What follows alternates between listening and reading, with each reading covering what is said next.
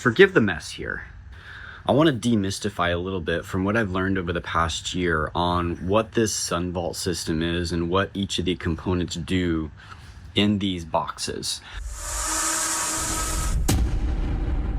So most SunVault systems, you'll have a hub plus, like you gotta have a hub plus, and then you'll have one or more of these SunVaults. Some of them have the batteries like this where you can fit up to 3 in the cabinet. Some of them have the stand-up batteries where there are up to 2 in the cabinet. Well, there are 2 because you can't run with just one. Gotta have at least 2 batteries. And those aren't that big of a deal, right? You've got a hybrid inverter, you've got your lithium iron phosphate batteries, you have the SunPower MIO. This provides power to the fan when it gets hot inside the case. It does interrupt the signal between the Insight facility, which monitors the inverter and controls the inverter, down to the batteries. It provides a keep alive signal for the batteries. There are some other things that it also does that I'm not totally aware of. Like there is a wire that runs from there to the front panel, the screen on the front. But the actual data for that comes from over here somewhere. It's not generated from the MIO. Here in the Hub Plus, this is something that's taken me a lot longer to figure out exactly what all's going on. The main smarts is going to be in the PVS6 up here. This is doing quite a few different things. The main thing that I've noticed that it does, though, is that it sends commands to the Insight facility and to the inverter to say when to go into charge mode, when to go into discharge mode, how fast to charge, because it's got the data of how much current is flowing in and out of the grid. So your grid is coming into these top terminals here. And I could be saying some things wrong here. This Hub Plus is quite complicated, so there's a lot of different ways you can hook it up. But your grid should be coming in here. It's got CT clamps so that it can tell if you're importing power, if you're exporting power, and by how much. So it uses that data to be able to tell the inverter what it needs to be doing right now. This also does monitoring for the in-phase microinverters that are up on the roof. They're, labeled as SunPower, but they're really in-phase. This is something that I've not been able to get into and do anything with. This is SunPower proprietary.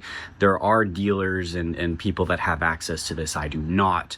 So if I'm doing anything with this, that has to go away because I just don't have access. Another piece that's in this Hub Plus is going to be the mid-C. This is, for the most part, what it's doing is it's controlling the contactor.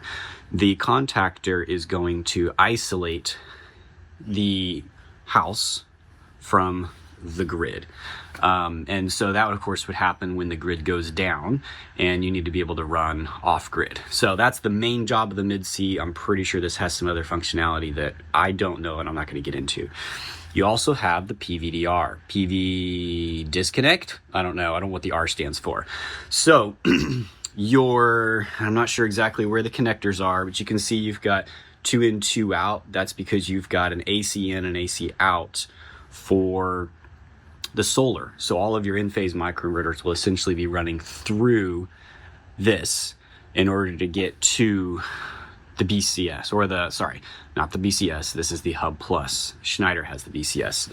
Oh, there's your CT clamps, by the way. You can see my wires jankily running through there. I don't think anyone else has 10 gauge wires running in as the grid on a Hub Plus. So that's your PVDR. That's apparently a fairly high failure rate, which being a relay that has to flip off under load, I could see, that shorting itself out or breaking in some way. This can more or less be replaced with a Schneider product instead of it being a SunPower product. And let me show you what that would look like. All right, so here we have another setup. Looks very similar, right? You've got a SunVault and you've got the BCS. That's going to replace our hub. So SunVault, it looks very much the same. Do have some Wi-Fi antennas on there. Still have 3 batteries. Still have the Schneider Insight facility, MIO. Still running the fan. But we have deleted the Hub Plus and now put in the Schneider BCS. So we have grid coming in here with our CT clamps, just like we did on the Hub Plus. We have a contactor. We have the mid box, right? This is the mid controlling the contactor, the microgrid interconnect device. This is just controlling the CT clamps. This is the watt node that's reporting back to the Insight facility that's inside the SunVault. We have some fuses going to some sense leads just so that the inverter that's inside the primary vault can know if the grid is online or not. You can see it's tapping into the bus bars that are north of the contactor. So if it ever goes off grid, it can sense these to find out whether the grid has come back and is back online or not. And then down here, you've got the wires going to the breaker panel for the house, for the loads.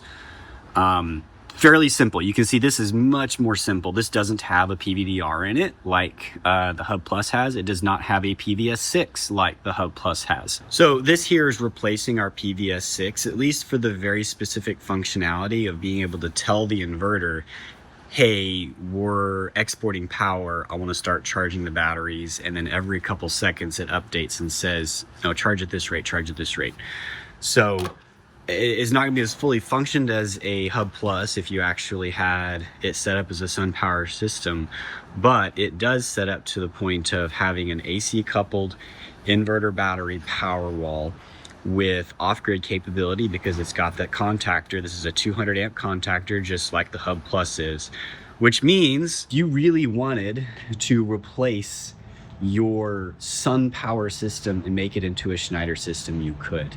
You would need to get a BCS instead of a Hub Plus, and you would need to get this Pi so that you can control the inverter. But at that point, you're good as long as you don't need a PVDR. I've looked through the Schneider manual and I don't see anywhere where it says you have to have a PVDR. There might be a reason for it. I'm not claiming liability for you deleting that and not having a replacement for it, but that would be what you can do. And of course, Enphase has the option of buying their monitoring platform, the Enphase Envoy. I believe they just stick a combiner box, and they will be able to monitor your Enphase microinverters that were previously monitored by the PVS6. So you can regain your monitoring on your solar panels. You can still have your whole home backup or partial home backup, however it was set up, but you're no longer beholden to SunStrong or SunPower. It'll still work. You don't have to do any reconfiguring of the batteries. When we're setting these up as brand new systems, we do have to pre-configure the batteries before they go out because it's based on how big the battery bank is. If it's a 3 battery vault, you program for this. If it's 2 3 battery vaults connected together, then you program it for 6 batteries, etc., etc. And if you buy a replacement battery and it's a brand new battery, then you'll have to have it commissioned in order to put it in. The Hub Plus would commission it for you, but in the case of it being a Schneider system, obviously it's not going to commission it for you. But if you're talking about an existing SunVault or set of SunVaults that were already working and you're replacing the Hub Plus, they will work. The batteries will come online and do their thing. The MIO and the Insight facility will facilitate the keep alive messages to the batteries to keep them online.